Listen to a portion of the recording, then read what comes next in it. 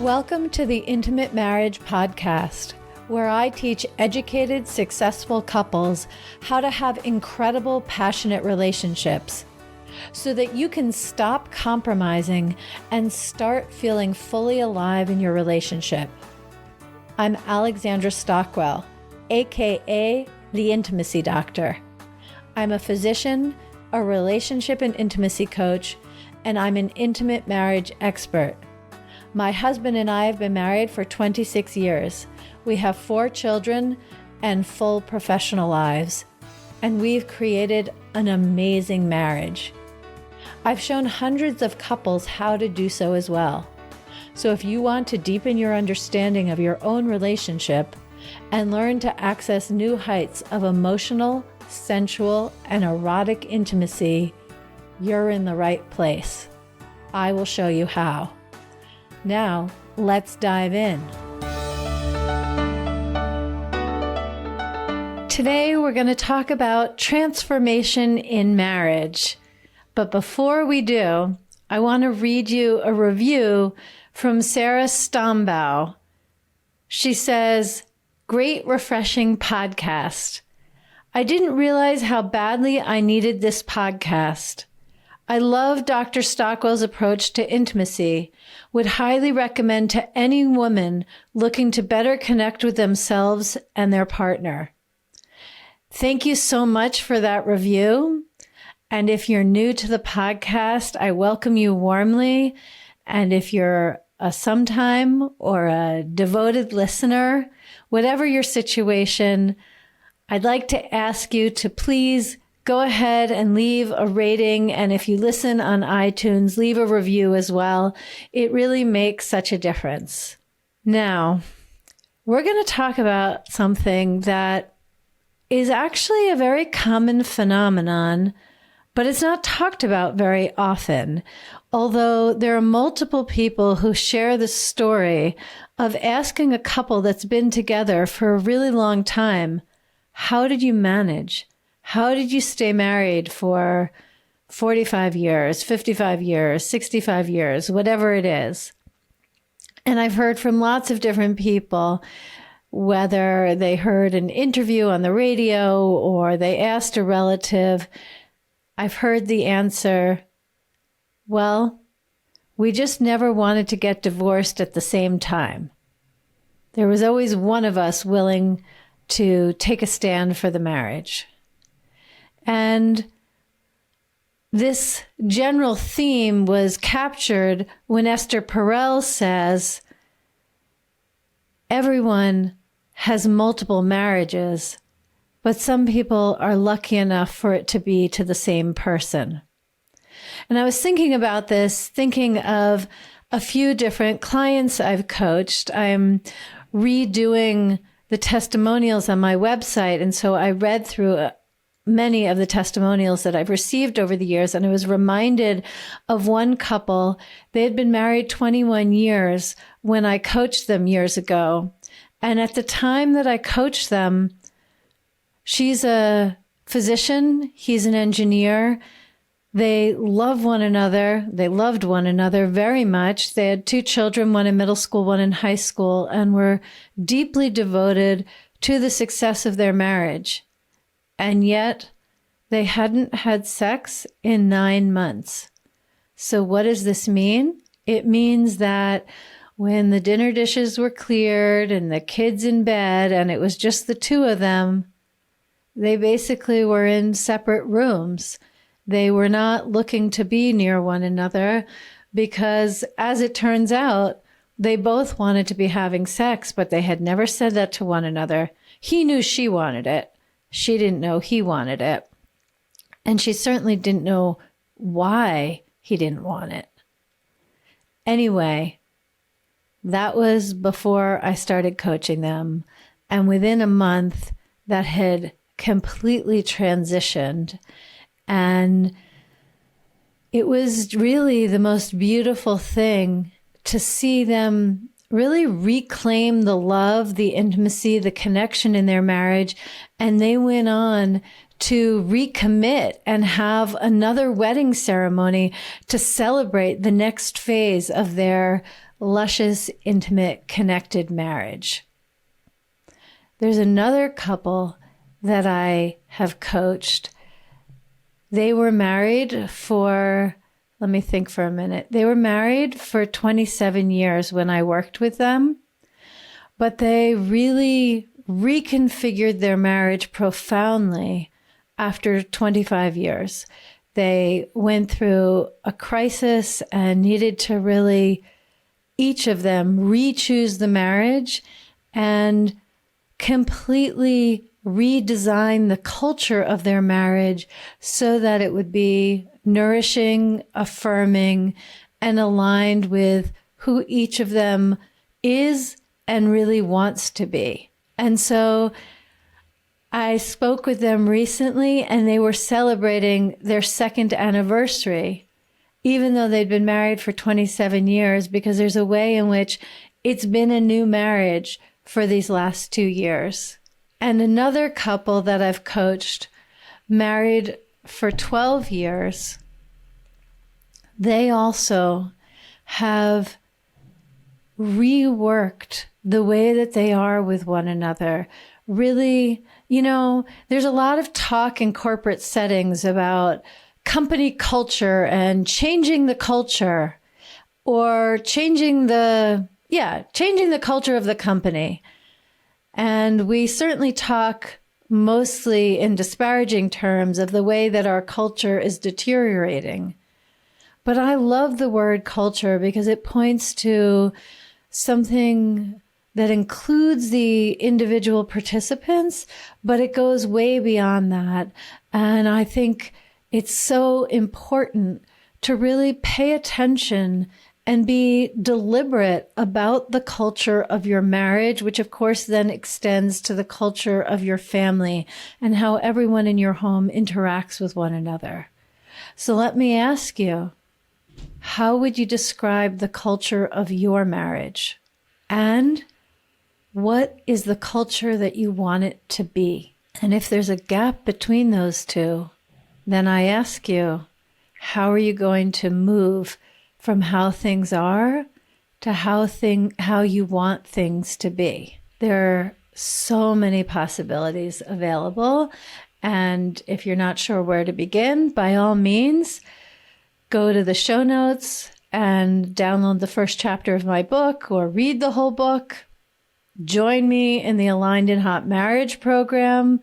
And if you're really devoted, dedicated, you love efficiency, depth, nuance, and are very outcomes oriented, then reach out to me about private coaching. You can go to my website, alexandrastockwell.com, and send me a message through the contact form. If efficiency is not your highest priority and you want to move at a pace that is gentle and really can shift according to your desires, then the Aligned and Hot Marriage program is absolutely going to serve you incredibly well in redesigning the culture of your marriage. Now, there's one more thing that I want to emphasize about the culture, the evolution, the growth of a marriage.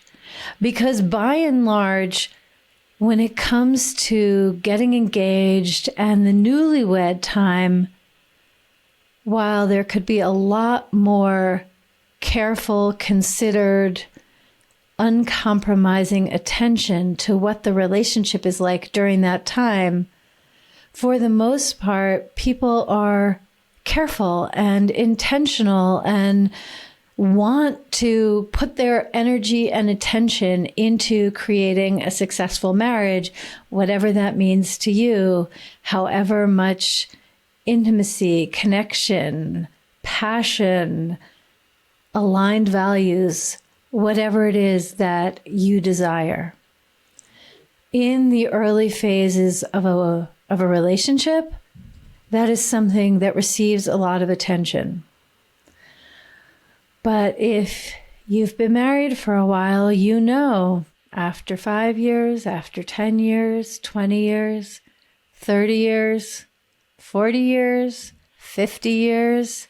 This is, of course, not true of everyone, but the vast majority of couples, they have withdrawn their attention from their relationship, and often they've withdrawn their attention to their sex life as well. This to me is so sad because attention and intention are essential, and when you bring them wisely to your relationship, the return on the investment for doing so is really magnificent, but it takes courage and it takes disrupting the patterns in how you interact with one another. And quite frankly, very often it also requires someone with objectivity, experience, and who isn't caught up in the stories of what isn't working, which of course is a function that I serve for many couples. But the thing that I really want to say is that when you feel attention diverging from the relationship, when the things that you're thinking about, the things you're speaking about with your spouse are focused on work and parenting and home upkeep, but not the quality of how you're touching one another and a deeper conversation where you can reveal what you're thrilled about, what's really weighing heavily on you, whatever it is that's alive inside you. If you're not sharing those kinds of things, make a point of doing so. And if you're not sure where to begin, again, go to alexandrastockwell.com, and the Work With Me page has a number of different ways that I will support you in doing that. Or you can just read my book, which is filled with suggestions for how to get those conversations going. And there are some conversations that still don't tend to happen. At the time that I'm recording this, my husband and I have been married 27 years, and I've recently had my 55th birthday. And I discovered that there's a way in which women get quieter about their intimate experiences sometime in the mid-40s. Generally speaking, there are always exceptions.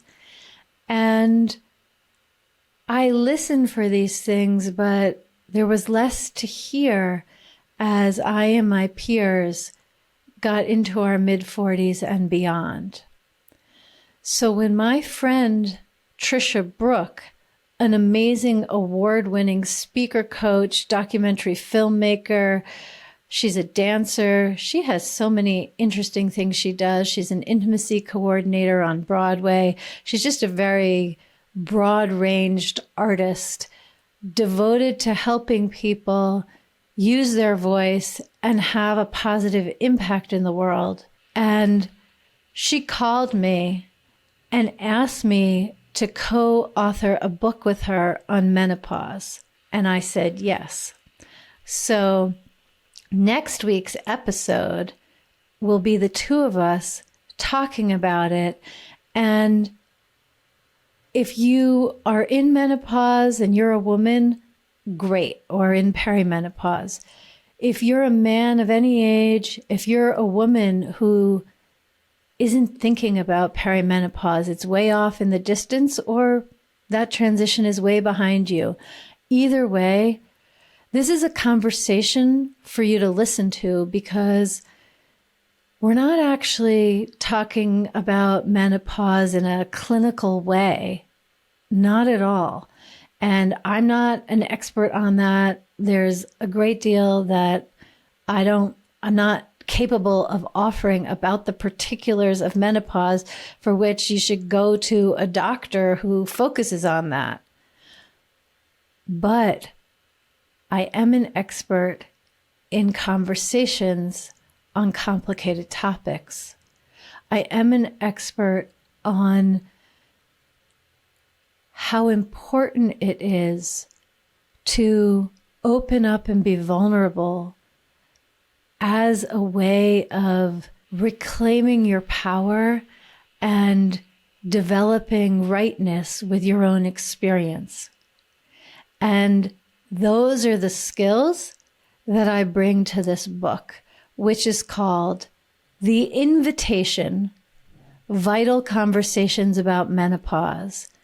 And it really is an invitation to anyone who is a woman or really close to a woman. How do you have these conversations that are not happening in our culture, that are not happening in our society, but make such a profound difference in the evolution and quality of the culture of your marriage? So I'm going to put the link to the book in the show notes. And if you order now, before the book is actually available on September 13th, 2023, you'll be able to download the Kindle for a really, really low price.